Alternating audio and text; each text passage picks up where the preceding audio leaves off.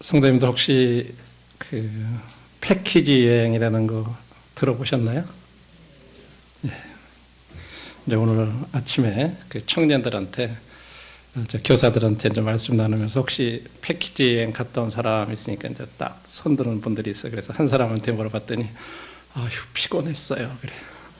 또 한 분은 아주 좋았어요. 그래. 여러분 이제 패키지 여행이라는 거는 한국에서 출발할 때부터 그 여행지에 가가지고 그 관광 코스, 먹는 거, 자는 거, 그 다음에 이제 한국에 다시 돌아오는 거, 이게 딱 계획이 이제 뭐 회사나 이런 여행사에서 이렇게 계획을 해가지고 그 일정에 따라서 다녀오는 이제 그런 거를 이제 패키지 여행이라 이렇게 부르잖아요.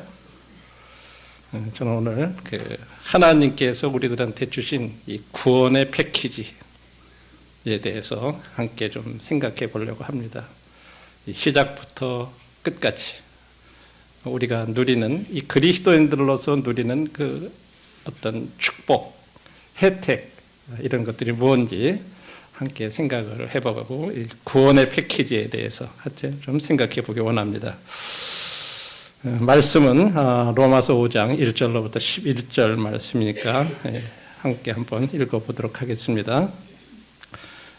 앞에 화면을 보시면서 제가 읽도록 하겠습니다. 그러므로 우리가 믿음으로 의롭다 하심을 받았으니 우리 주 예수 그리스도로 말미암아 하나님과 화평을 누리자. 또한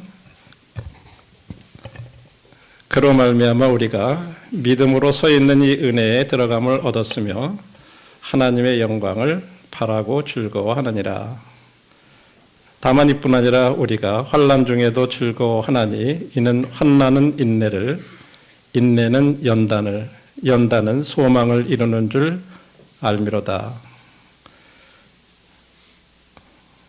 소망이 우리를 부끄럽게 하지 아니하면 우리에게 주신 성령으로 말미암아 하나님의 사랑이 우리 마음에 부은 됨이니 우리가 아직 연약할 때 기약대로 그리스도께서 경건치 아니하는 자를 위하여 죽으셨도다.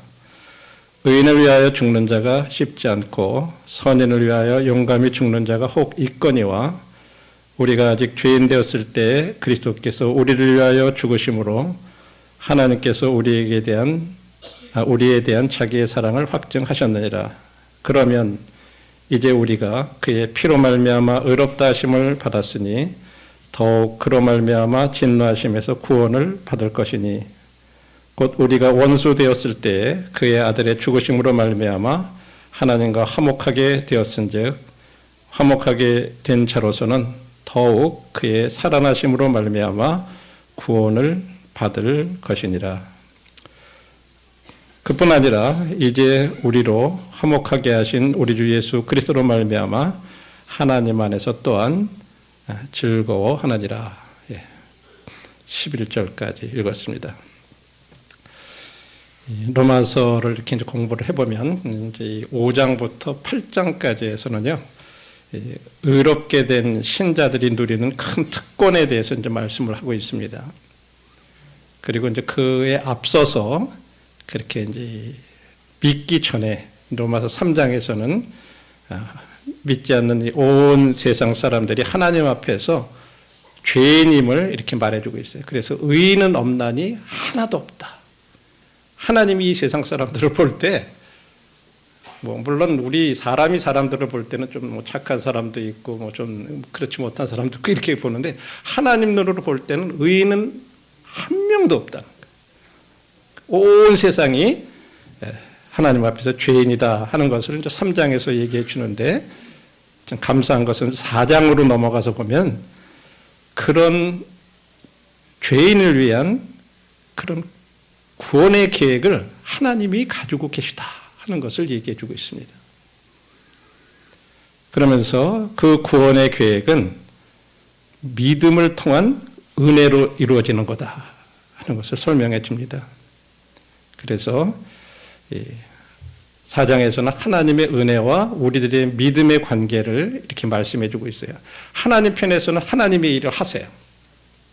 그게 하나님이 은혜를 베푸시는 건데 어떻게 하냐면 죄인인 우리를 위한 완벽한 희생제물, 대속물을 하나님 편에서 제공해 주셨다. 이건 하나님이 하시는 일이에요.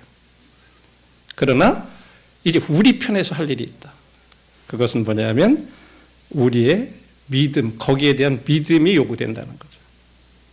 그래서 우리 어떤 뭐 행위가 따르는 어떤 그런 것이라든지 행위 자체에 그런 것이 아니라 단지 하나님이 그렇게 거저 주시는 구원의 선물을 받는 수단으로서 우리들에게 믿음이 필요하다 하는 것을 이제 4장에서 얘기해 주고 있습니다. 그래서 이 로마서에서 말씀하고 있는 이 구원은 우리가 믿음 때문에 구원받는 게 아니라 믿음에 의해서 구원받는다 하는 것을 얘기해 주고 있어요. 다시 말해서 믿음이 우리가 구원받는 하나의 수단이다 하는 것을 얘기해 주고 있습니다. 자, 이제 1절부터 좀 하나 살펴보도록 하겠습니다. 그러므로 그러므로 믿음으로 의롭다 하심을 받았으니 우리 주 예수 그리스도로 말미암아 하나님과 화평을 누리자. 근데 이 헬라어라든지 이런 원어 성경으로 보면 여기 화평을 누리자 그러면 우리가 뭔가 이렇게 해가는 거, 해가 앞으로 이렇게 해가자 하는 그런 표현 같잖아요. 그죠? 근데 원래 원문에는 이미 우리가 의롭다 하심을 받았으니 하나님과 이미 화평하게 되었다 하는 이런 표현이에요. 예. 이미 된 거를 얘기해 주고 있어요. 그래서 첫 번째로 이 의롭다함을 받았다는 의미는 뭐냐면 마치 우리가 이제 잘못한 사람들이 법정에 가면 법관 앞에 재판관 앞에 이렇게 딱 서가지고 원고 피고 뭐 막 해가지고 변호사 다 검찰 이렇게 있어가지고 어쨌든 간에 막 변호인들은 또 얘기를 하고 검찰은 막 죄에 대해서 얘기하고 그래서 결론은 재판관이 뭐 유죄다 무죄다 이렇게 해가지고 딱 선언을 하잖아요. 지금 의롭다 하심을 받았다는 표현은 재판장이신 하나님께서 이제 너는 이제 의인이야라고 이렇게 선언하는 것을 의미하는 거예요. 이게 법적인 용어예요. 그런데 우리가 뭐 죽을 때, 너는 이제 그동안 이렇게 잘 살았으니까 의로워 이렇게 선언하는 것도 아니고 또 뭔가 점점 이렇게 잘 믿음 생활을 잘 하니까 너는 의로워 그때 가서 의로워 그렇게 하는 게 아니라 우리가 예수 그리스도를 믿는 그 순간 지금 그렇게 선언하신다고 하는 거예요. 그래서 이 의롭다 하심을 받았다고 하는 것은 우리가 뭐 그렇게 잘 살아서 이렇게 하나님이 인정을 받는 것이 아니라 예수님 때문에 우리들을 그렇게 하나님께서 그 믿음을 보시고 그게 수단이에요. 믿음이 우리가 그것을 받아들이고 믿음으로 받아들이면 그걸 보시고 땅 이렇게 선언하신다는 거예요. 의인으로. 그러면서 이제 5장부터 8장까지에서는 의롭다 하심을 받은 신자가 누리는 큰 특권들에서 얘기를 하고 있는데 그 첫 번째가 지금 우리가 오늘 살펴본 로마서 5장 1절로부터 11절에서 말씀을 하고 있습니다. 거기에서 서두에서 말씀드렸듯이 그것을 구원의 패키지라고 이렇게 말씀드렸는데 6가지 사실을 1절로부터 11절에서 뭐 여러분은 7가지라고도 말씀하시는 분들도 있는데 6가지를 얘기하는데 첫 번째 구원의 패키지에는 하나님과의 화평을 포함하고 있습니다. 첫 번째가 하나님하고 우리가 화평하게 되었다 하는 것을 얘기해 주고 있어요. 그런데 두 번째로는 우리는 지금 하나님의 은총 가운데 살아가고 있다. 세 번째로는 우리는 영광의 소망을 기다리고 있다. 그리고 네 번째는 우리는 환난 중에도 기뻐한다. 즐거워한다. 다섯 번째는 우리의 구원은 아주 확실하다. 구원의 확신에 대해서. 그리고 마지막으로 구원의 패키지에는 우리가 하나님과 우리가 화목됐다 하는 이와 같은 것들을 얘기를 해주고 있습니다. 여기에 대해서 한 가지 이 구원이라고 하는 것은 그냥 단순히 우리 죄에서부터 그냥 죄 용서 받아서 하늘나라에 간다 이것이 아니라 이런 하는 내용들이 시작부터 여행 가면 출발로서부터 돌아올 때까지 그 중간에 모든 과정을 포함한 것이 다 포함되듯이 구원의 패키지는 그런 것들이 다 포함되어 있다고 하는 거죠. 자, 첫 번째, 우리가 하나님하고 화평됐다. 구원의 패키지 중에 첫 번째. 우리가 하나님하고 이 말씀대로 우리 주 예수 그리스도로 말미암아 하나님과 화평하게 되었다. 화평하게 됐다는 말은 무슨 말이에요? 더 이상 불화하지 않는다는 말이에요. 하나님하고 불화하지 않고 하나님하고 싸우지 않는다는 거예요. 그리고 하나님으로부터 소외당하지 않는다. 이런 의미가 화평하게 됐다고 하는 그런 우리 집에서 부부간에 막 말다툼하고 싸우고 그러면 그 부부간이 참 서로 화평하다 그렇게 얘기 안 하잖아요. 그렇죠? 하나님하고 관계를 그렇게 생각해 보세요. 하나님하고 우리가 더 이상 불화하지 않고 전쟁 상태에 있지 않고 하나님으로부터 그냥 너는 너, 난 나 이렇게 소외되고 그런 게 아니라는 거죠. 소외되지 않고. 이 화평이라는 단어는 그냥 거꾸로 쓰면 평화라고도 얘기를 하잖아요. 영어에 이제 peace라고 그래요. peace with God. 하나님과 평화. 평화의 반대가 뭐예요? 전쟁이에요. war라고 그러죠. 그러니까 평화와 전쟁, 화평. 우리들 하나님하고 그렇게 화평한 가운데 있다. 그래서 우리들이 만일에 아직까지 예수님을 믿지 않는 사람들이라면 자기는 나는 평안해 그렇게 느낄 수 있을지 모르지만 진정으로 하나님하고 화평한 게 아니에요. 그런 사람 아직까지 믿는 사람이 아니면 그렇지만 우리가 믿는 사람이라면 우리는 이미 하나님하고 화평하게 된 거예요. 왜? 예수님으로 말미암아. 감정적으로는 아직 그런 것을 못 느낄 수 있어요. 평안한 감정 못 갖는다고 그래가지고 하나님하고 화평한 그 관계가 없어지는 건 아니에요. 왜? 그것은 나에게 달린 것이 아니라 예수님이 이루신 사실을 믿는 그 믿음에 달린 거기 때문에 내 감정하고 관계된 것이 아니라고 하는 거죠. 우리 감정은 수시로 변하잖아요. 아침에 일어나가지고 뭐가 어떻게 하다가 말 한마디 서로 잘못하고 나면은 그냥 그걸로 인해서 뭔가 좀 불화가 있거나 그러면 금방 우리 마음이 상하고 어려워지면은 이거 오늘 내가 나와서 예배 드려야 되나 말아야 되나 우리는 수시로 그런 상황이잖아요. 그죠? 그렇다고 해서 하나님과 화평하게 된 게 그 관계가 어디로 깨어지거나 사라지거나 그러지 않는다고 하는 거예요. 이것이 이제 첫 번째 축복이에요. 우리가 하나님하고 화평하게 되었다. 더 이상 하나님하고 전쟁하지 않는 거예요. 불화하지 않는 거예요. 두 번째로는 우리가 믿음으로 서 있는 이 은혜에 들어감을 얻었습니다. 그러니까 화평하게 된 것은 과거의 일이에요. 이미 이루어진 거예요. 그 다음에 우리는 지금 어디에 와 있냐? 은혜에 들어감을 얻었다. 여기서 말하는 것은 우리가 지금 서 있는 것이 어디냐? 하나님의 그 은총의 영역 안에 우리가 지금 서 있다고 하는 걸 말하는 거예요. 하나님의 은혜 아래 우리가 들어와 있다는 거죠. 우리는 우리가 선하고 순종할 때뿐만 아니라 항상 그 하나님의 은혜의 은총 아래 우리가 들어와 있다고 하는 것을 말해주고 있는 거죠. 이건 참 그래서 우리들이 전능하신 하나님 앞에 우리가 서 있을 수 있는 거예요. 그래서 하나님을 우리들이 아버지라고 이렇게 부르는. 아바라는 말은 이제 히브리어로 아버지라는 그런 말인데 하나님을 아버지라고 부르는 거예요. 구약 성경에 보면 이 이스라엘 백성들은 하나님을 아버지라고 부르지 못해요. 지금은 우리들이 이 하나님의 은혜 가운데 이렇게 들어와 있기 때문에 우리가 하나님을 아버지라고 이렇게 불러요. 우리는 지금 이제 가족이 된 거예요. 하나님의 가족. 아버지와 아들.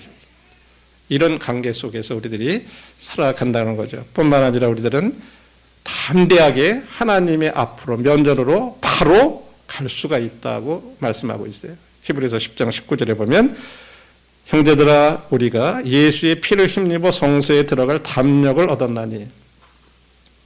구약 시대에는 감히 하나님 앞에 이렇게 나갈 수가 없었어요. 제사장들조차도 대제사장만이 1년에 한 차례씩 지성소라고 하는 곳에 이렇게 하나님 앞에 나갈 수가 있었어요. 그런데 지금 우리는 예수님께서 십자가에 돌아가실 때 그 성소와 지성소 사이의 그 휘장이 위에로부터 아래로 이렇게 갈라지면서 나 하나님 앞에 나갈 수 있는 길이 열렸다 그래요. 그러면서 그 휘장은 곧 예수님의 육체라고 이렇게 얘기를 하겠습니다. 몸이라고 이렇게. 예수님의 몸을 통해서 열어놓으신 그 길로 우리가 하나님 앞에 바로 나갈 수 있다고 말씀하고 있어요. 그래서 우리는 지금 하나님의 은총의 영역 가운데 이렇게 우리가 머물고 있다, 서 있다라고 말씀하고 있어요. 그래서 이 구원의 패키지에는 두 번째로는 하나님의 은총 가운데 우리가 있다고 하는 것도 포함되어 있다고 하는 거죠. 그리고 이제 세 번째는 5장 2절에 보시니까 하나님의 영광을 바라고 즐거워한다라고 말씀하고 있어요. 하나님의 영광을 바라고 즐거워한다는 표현이 영어 표현에는 hope of the glory of God이 되어 있어요. 영광의 소망이라 이렇게 되어 있어요.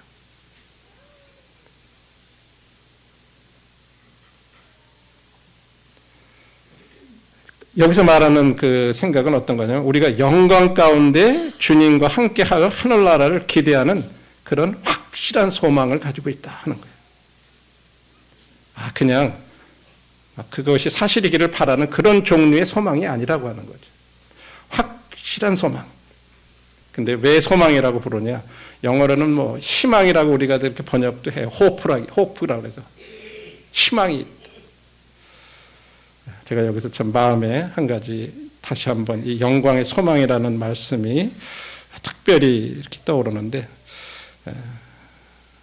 지금 참 저희들이 잘 알고 계신 또 참 저희들 오랫동안 섬겨 오셨던 우리 박준영 형님께서 지금 이제 임종을 조만간 이렇게 기다리고 계시는 상황이에요. 그런데 그래서 이미 장례위원들이 구성이 돼 있어요.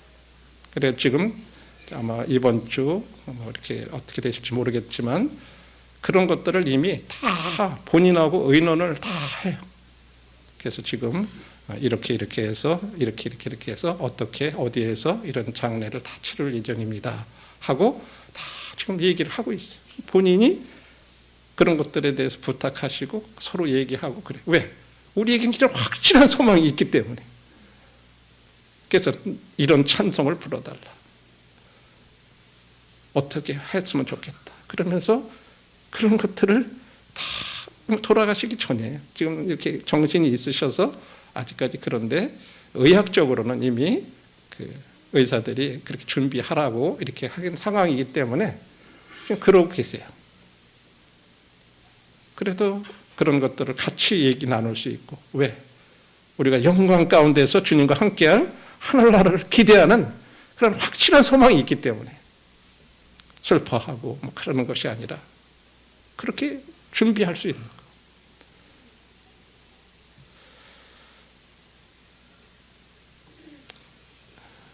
우리는 어렵다고 여겨졌고 하나님과 화평을 얻었습니다. 이건 과거에 그렇죠? 그리고 지금 우리는 현재 하나님의 은총을 받는 가운데 그 가운데서 우리가 살아가고 있어요. 이것이 우리의 현재입니다. 그리고 언젠가는 우리가 주님과 함께 영광 가운데 있을 것을 우리는 바라고 있어요. 이건 우리의 미래예요. 구원의 패키지는 우리들의 과거, 현재, 미래가 다 포함된 그런 축복들이라고 하는 거죠. 이것이 그리스도인들만의 그런 특권입니다. 축복입니다. 혜택입니다.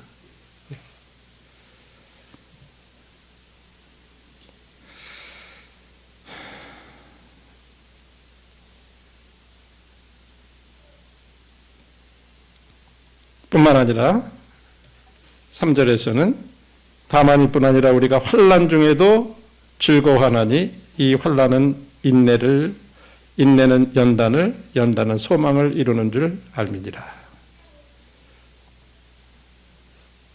그 소망은요, 절대 우리를 실망시키지 않는 그런 소망입니다. 우리가 환난과 고난은 때에도 기뻐할 수 있는 그런 소망이에요. 왜냐하면 하나님께서 모든 것을 통제하고 계시고 우리의 문제 가운데도 그런 환난 가운데도 목적이 있다는 것을 알기 때문에 기뻐하는 거예요. 환난 중에 기뻐한다 그러니까 교통사고 당하고 뭐 암이 걸리고 그랬는데도 기쁩니다. 뭐 이런 의미가 아니에요. 뭐 아프면 아프죠. 우리가 그렇게 느끼게 되고 고통스럽고 다 그렇잖아요. 그런데 그런 중에도 하나님께서 나한테 이런 것을 허락하신 데에는 좋으신 하나님께서 좋은 목적을 가지고 나한테 이렇게 해주셨다 하는 걸 알기 때문에 감사하고 기뻐한다는 그런 의미예요. 세상 사람들은 그렇게 할 수 있는 힘이 없어요. 나한테 왜 이런 것들이 걸리고 이런 사고가 나고 왜 나한테 이런 암이 걸리고 뭐가 났고 막 이래가지고 그것 때문에 막 좌절하고 낙심하고 그런 믿음 없는 사람들의 모습이에요.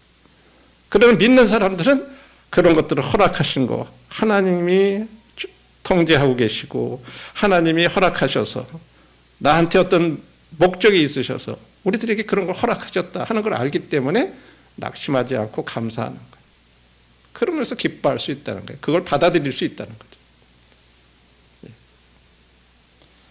뿐만 아니라 환난은 우리들한테 인내와 끈기를 가르쳐주고 또 우리들의 인격을 쌓아갈 수 있게 해주시고 또 우리들에게 소망을 오히려 환난을 통해서 소망을 우리들에게 주시기 위해서 하나님께서 사용하시는 그런 수단이라고 하는 거죠. 그럼 환난이 어떻게 우리들한테 미래에 대한 소망을 줄 수 있을까요? 우리들이 환난을 당하다 보면 지금 우리가 여기에 그냥 너무 만족해하지 않도록 하시는 거예요. 그래, 결국은 다 이렇게 지나갈 건데 내가 왜 여기에 이렇게 목을 메고 살아가야 되나? 그러면서 우리들이 미래에 대한 소망을 갖게 하는 거예요. 어려움을 당해봐야 그러는 거예요. 세상에 있는 게 좋고 모든 게 다 좋으면요 별로 미래에 대해서 또 주님에 대해서 그렇게 많이 기대하지 않아요. 또 우리 환난은 우리의 눈을 영원한 것에 집중시키고 일시적인 것에 집중하지 않도록 해주는 거죠. 그래, 이런 것들은 다 지나갈 거다. 내가 참 이런 죽을 고비를 넘겨보니까 뭐 우리들이 세상에서 살아가 보는 거 이거 뭐 언젠가 다 한 번 다 이렇게 지나갈 건데 내가 왜 이렇게 아둥바둥 살아가야 되나? 진짜 아파보면 그런 것들을 생각하는 거예요.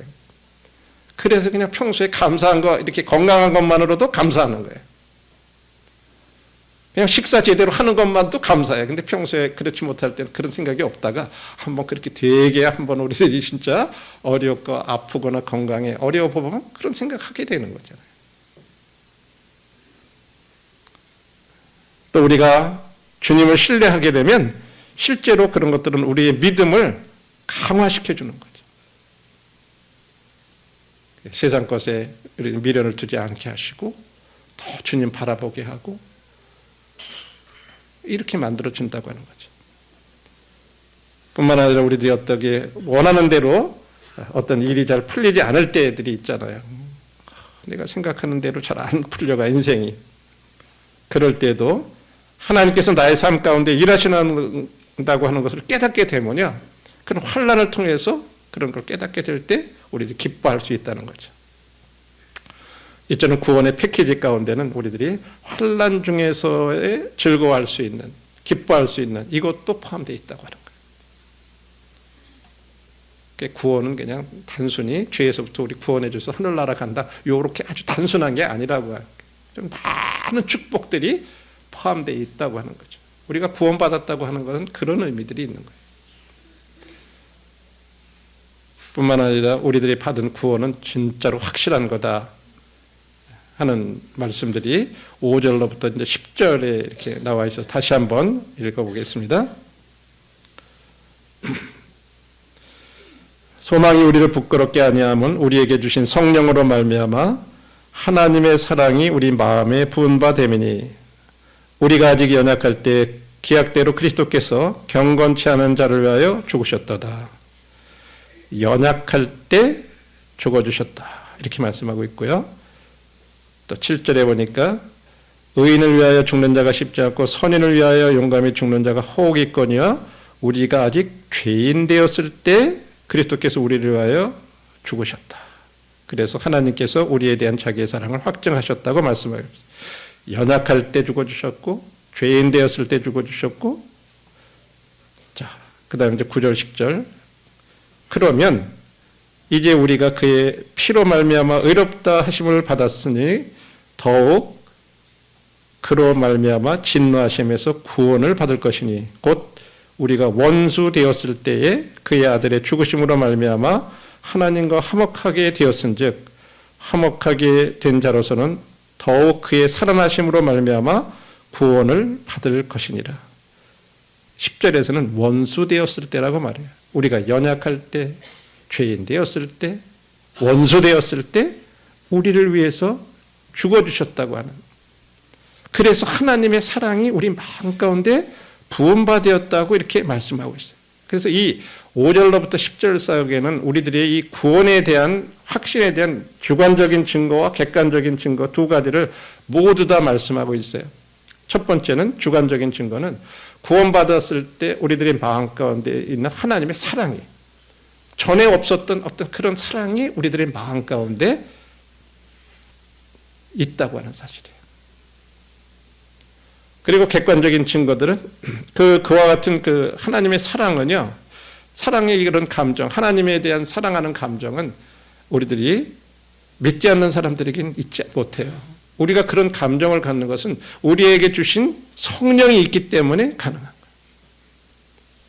성령님을 통해서 우리 마음 가운데 하나님에 대한 사랑을 우리들이 느끼게 해주시고, 그래서 감사하게 해주시고 찬양하게 해주시고, 그래서 우리가 예배를 드리는 거예요. 이것이 이제 주관적인 그런 증거라면, 객관적인 증거들은 이 말씀대로 역사 가운데서 실제적으로 예수님이 십자가에서 돌아가 주신 거, 죽어 주신 거, 이것이 이제 객관적인 증거죠. 그래서 말한 대로 우리가 연약할 때, 또 죄인 되었을 때, 또 원수 되었을 때 이렇게 그런 사람들, 경건치 않은 그런 사람들을 위해서 죽어 주셨다고 하는 이런 객관적인 사실을 증거를 말씀해 주고 있어요. 그래서 8절에 아까 읽은 대로 죄인 되었을 때 죽어 주셨어요. 우리가 죄인 되었을 때 죽으셨다면 이제 그 죄를 용서하시고 그 일을 다 마치시고 다시 살아나신 그분이 하나님의 진노로부터 우리를 보호해 주지 않겠냐. 이 구원의 확신에 대해서 다시 얘기해 주시는 거예요. 죄인 되었을 때도 죽어주셨다면 그분이 그런 죄를 모든 것을 깨끗하게 마치시고 다시 살아나신 그분이 우리를 하나님 진노에서 우리 구원해 주시지 않겠냐. 이렇게 구원의 확신에 대해서 얘기해 주고 있어요. 또 9절에서도 마찬가지로 그렇게 우리를 진노하시면서 구원받을 거다. 이렇게 말씀하고 있고 10절에서 또 말씀해 주시고 있어요. 그의 원수 되었을 때 다시 그 아들의 죽으심으로 우리가 화목하게 우리를 만들어 주셨으니까 화목하게 된 자로서는 우리 예수님이 살아나심으로 더욱더 구원받을 거다. 이렇게 해서 다시 한번 이런 구원의 확신에 대해서 이렇게 말씀을 해주고 있죠. 그래서 우리 칭이 의롭다 하심을 받는 것은 우리에게 달려 있잖아요. 아까 말한 대로 땅땅땅 두드리는 것은 재판관에게 달린 거예요. 그렇죠? 재판관이 의롭다고 땅땅땅 선언하시는 거예요. 마찬가지로 우리의 영원한 안전도 하나님이 지켜주시는 거예요. 그래서 이 구원의 패키지에는 우리들이 이 구원의 확실한 구원 받는 거 이것이 또 포함되어 있어요. 그리고 이제 10절에서는 우리들이 하나님과 화목하게 되었다라고 말씀해요. 구원의 패키지 중에 이렇게 말씀. 우리가 하나님과 화목하게 되었은즉. 화목의 정의는요, 칭의 이상의 의미가 있고 또 칭의는 구속 이상이라고 이렇게 얘기를 하는 정의가 있는데 어떤 의미냐면 구속이라는 말은 우리의 값을 지불하고 우리를 사셔서 죄의 노예 시장에서 우리가 끌려 나와서 우리는 우리 죄를 용서받았다 하는 게 이제 구속이라는 의미. 돈 주고 샀다. 값을 지불하고 사셨다. 죄로부터 우리를 끌어내 주셨다. 그래서 우리 죄를 용서해 주셨다 하는 게 구속이라면 칭의는 그래 너 용서됐어 말로만 하는 것이 아니라 법적으로 더 이상 아니야라고 선언을 땅땅 해버리는 거예요. 더 이상 이제 죄인이 아니에요. 그런데 화목은 그렇게 용서받고 그렇게 선언받는 것 그 이상 더 나가서 하나님하고 가까운 관계가 되는 것을 말하는 거죠. 화목은 그런 거예요. 더 하나님하고 가까운 그런 관계까지 해주셨다고 하는 거죠.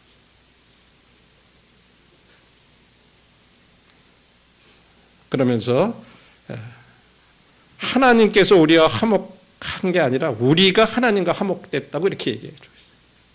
하나님이 뭐가 잘못한 게 없어요. 우리가 잘못했기 때문에 우리가 하나님하고 화목하게 된 거예요. 하나님은 우리하고 화목하실 필요 없어요. 우리가 문제가 많고 우리가 있는데 그래서 그 문제가 이제 우리가 하나님하고 화목되게 됐다고 이렇게 말씀하고 있는 거죠. 그래서 문제가 해결된 거예요.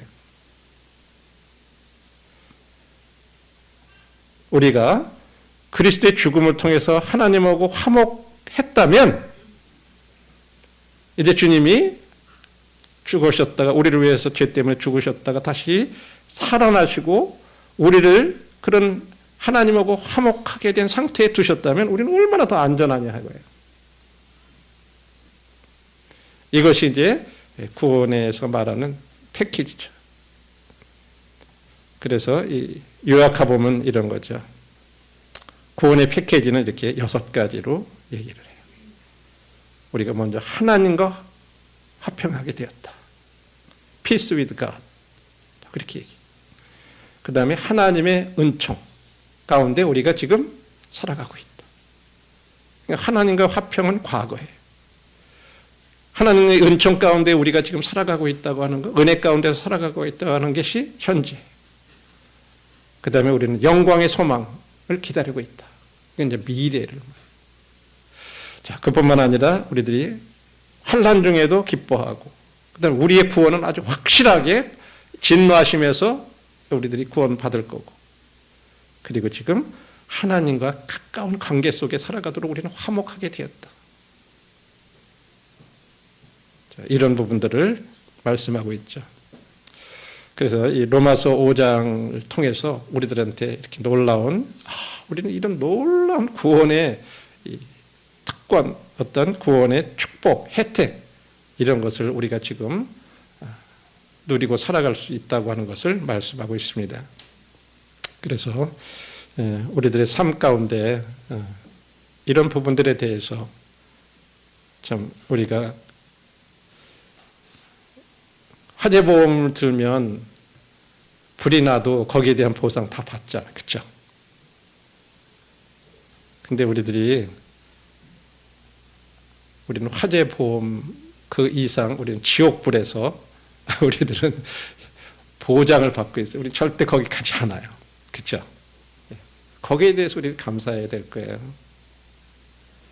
그런데 물론 뭐 당연히 우리가 구원받게 되면 우리가 지옥에서부터 건져주신 것에 대해서 감사하고 그러는데 하나님이 기대하시는 것은 그 이상의 것을 우리들한테 원하시는 거예요. 그냥 단순히 너 지옥 안 가게 된 거 감사하라 그것뿐만 아니라 우리들이 하나님 높이고 기뻐하는 어떤 그런 축복뿐만 아니라 우리가 지금 방금 받은 이 구원의 패키지에 대해서 주님께 우리들이 감사하기를 원하신다고 하는 거죠.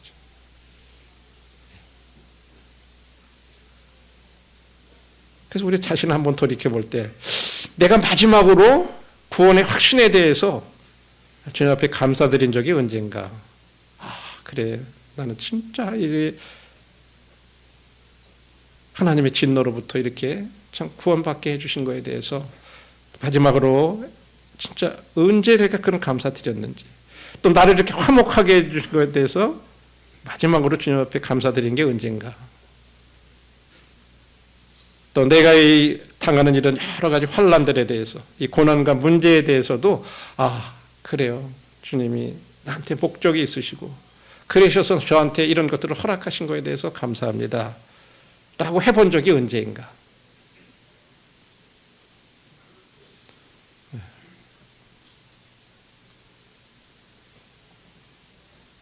그래서 우리는 이 모든 것들에 대해서 주님 앞에 우리가 지옥 불에서 우리를 면하게 해주신 것뿐만 아니라 현재 우리가 살아가면서 누리는 이 구원의 패키지에 대해서 우리들이 감사드려야 한다고 하는 거죠.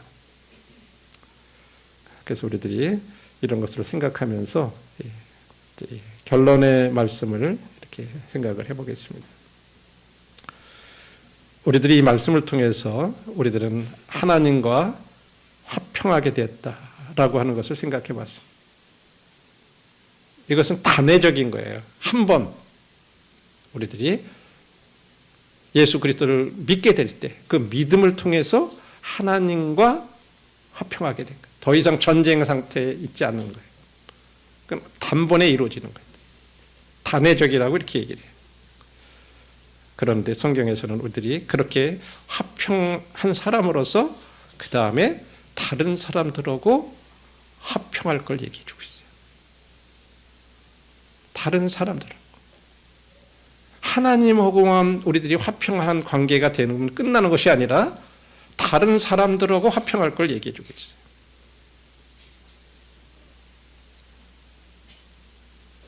뿐만 아니라 자기 자신과 화평할 걸 또 성경은 얘기하고 있어요. 우리 안에 평안을 누리기를 원해요. 자기 자신하고. 근데 때때로 우리들이 하나님하고 화평하지 못하게 되면요, 우리들이 이 모든 것의 시작은 하나님과의 내가 화목하게 화평하게 된 데로부터 시작해요. 그럴 때 다른 사람들하고 화평할 수 있고 또 자기 자신하고도 화평할 수 있어요. 로마서 12장 8절에 보면 할 수 있거든 너희로서는 모든 사람과 더불어 화목하라 그래요. 사실은 이 화목하라고 하는 이 단어는 화평이라는 단어예요. 우리는 번역을 화목이라고도 하고 화평이라고 하고 우리 말로는 사실은 비슷비슷하기 때문에 이렇게도 쓰고 저렇게도 쓰지만 정확하게 여기서 말씀하고 있는 헬라어에서는 할 수 있거든 너희로서는 모든 사람과 더불어서 화평하게 살라 이런 표현이에요. 그런데 앞부분에 절대적으로 너희는 모든 사람과 더불어 화평하게 살라 이렇게 얘기했으면 이거 참 보통 문제가 아니에요. 예. 성경에 참 딱 한 가지 할 수 있거든이라는 앞에 조건이 붙은 말씀은 딱 이 말씀 하나예요. 예. 어떤 것을 명령을 하시는데 할 수만 있으면 너희들은 다른 사람들하고 더불어서 화평하게 살아가라 이렇게. 이 배경이 어떤 데서 말씀해? 로마서가요. 그 당시에 네로 황제 통치 밑에서 막 그리스도인들 갖다가 막 잡아가지고 막 이 기둥 같은 데다가 묶어가지고 불기둥만 거기다 기름 뿌려가지고 막 불태우고 막 그랬던 때예요. 또 막 믿음 안에 있는 사람들 잡아다가 어떻게 사자굴 같은데 막 집어넣고 사자들이 나와가지고 막 사람 잡아먹게 만들고 막 그런 핍박을 받는 그들한테 지금 쓰고 있는 거예요. 그래 너희들은 할 수만 있으면 가능하면 모든 사람으로 더불어 화목하라 말씀하고 있어요. 우리 사람들 관계성이 진짜 어려운 게 대인관계라고 생각이 돼요. 우리들한테 진짜 어려운 게 서로 화평하게 살아가는 이것이 진짜 어렵다는 것을 아셔요. 그래서 저희들한테 할 수 있거든이라고 말씀합니다.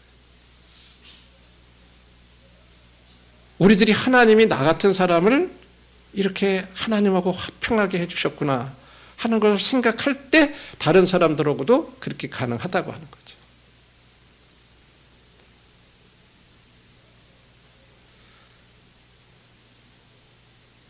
그리고 하나는 이제 화평에 대해서 얘기를 하고 있고 하나는 화목에 대해서 이제 다시 여기서 말하는 로마서의 화목이라는 단어하고 이 고린도 후서에서 화목이라는 단어는 헬라어에 서로 다른 단어를 사용하고 있어요.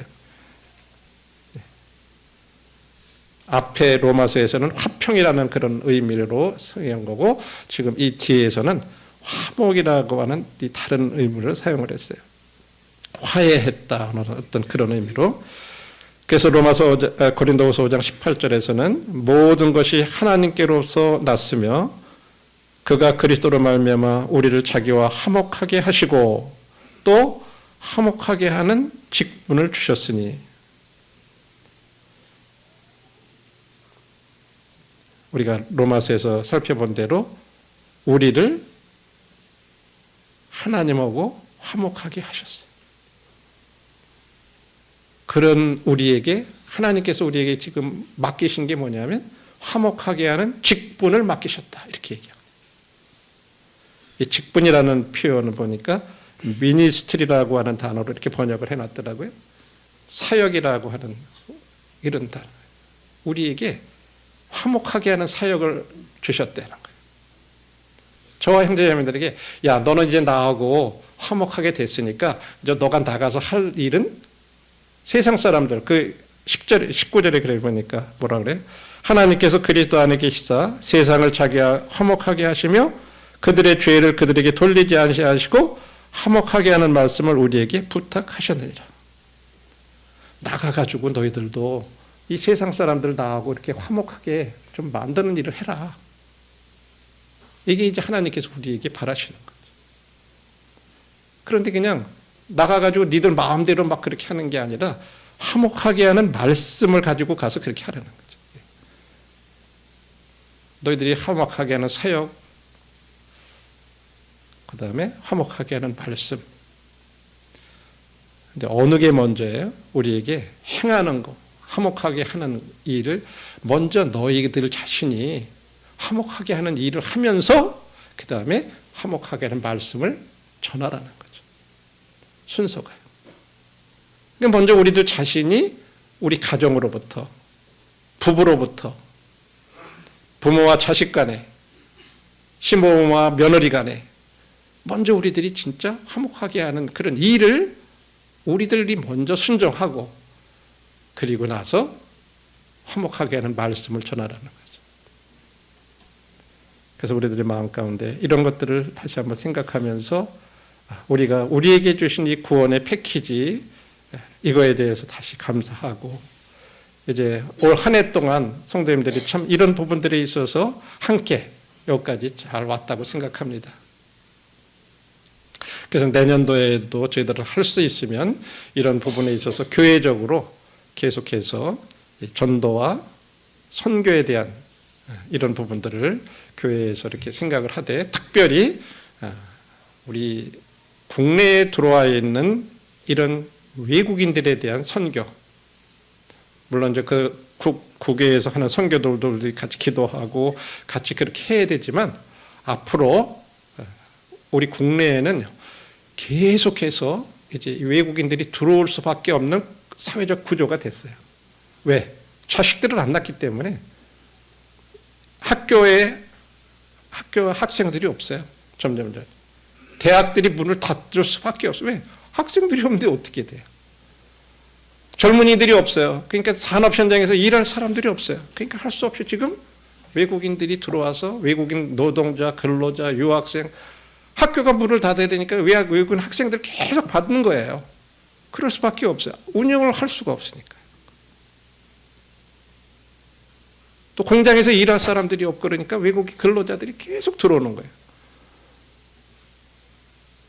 그래서 저희들은 15일 날 우리 이제 그런 분야에 있어서 이렇게 많은 것을 준비하고 이렇게 알아보시고 그런 형제님을 모시고 앞으로 우리 나라가 어떻게 돼 갈 건가 그런 전망을 생각해 보면서 우리는 교회적으로 그런 것들에 대해서 어떻게 대비를 해 가야 될 건가 하는 그런 말씀을 이제 15일 날 우리 부산 연제교회 전충환 형제님을 모시고 우리가 듣게 될 건데 그런 걸 통해서 우리가 준비해 가야 될 것입니다. 현실적으로요. 지금 부산에 지난번에도 석임에 다녀온 말씀을 드렸잖아요. 그쪽은 외국인 거리라고 돼가지고 한국 사람들 거기는 외국인들이 더 많아요. 거기 들어가면 한국 사람들이 이방인이에요. 이상에 거기 가면 한국 사람들이 구경거리처럼 돼요. 다 외국인들이에요. 그 주변에 학교들이요 3분의 1이 다문화 가정, 다시 말해서 한국 사람하고 외국인들이 이렇게 결혼했다든지 뭐 외국인들끼리 결혼했다 이런 애들이 학교에 3분의 1이 넘는 거예요. 이게 점점 더 많아지는 거예요. 근데 우리나라가 앞으로 그렇게 변해간다는 거죠. 그게 교회에는 어떤 영향들이 있을까요?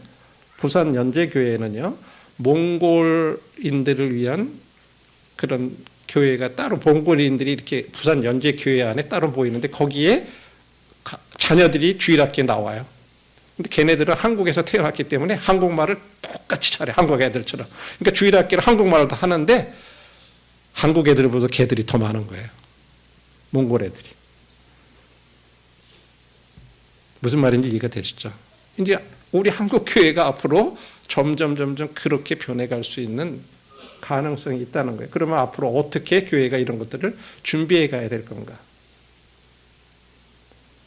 뭐 인간적으로 생각하면 외국인들이 들어오는 거 별로 바람직한 것 같지 않지만 우리들이 이런 말씀을 통해서 보면 그들도 하나님하고 화목하게 되는, 우리가 가서 전해야 되는데 이제 하나님께서 그런 방법으로 또 우리나라에 이렇게 들어오게 하셔서 그들도 복음을 들을 수 있도록 그렇게 하시는 그런 길이라고 받아들이면 우리들이 그분들을 수용할 수 있는 거죠.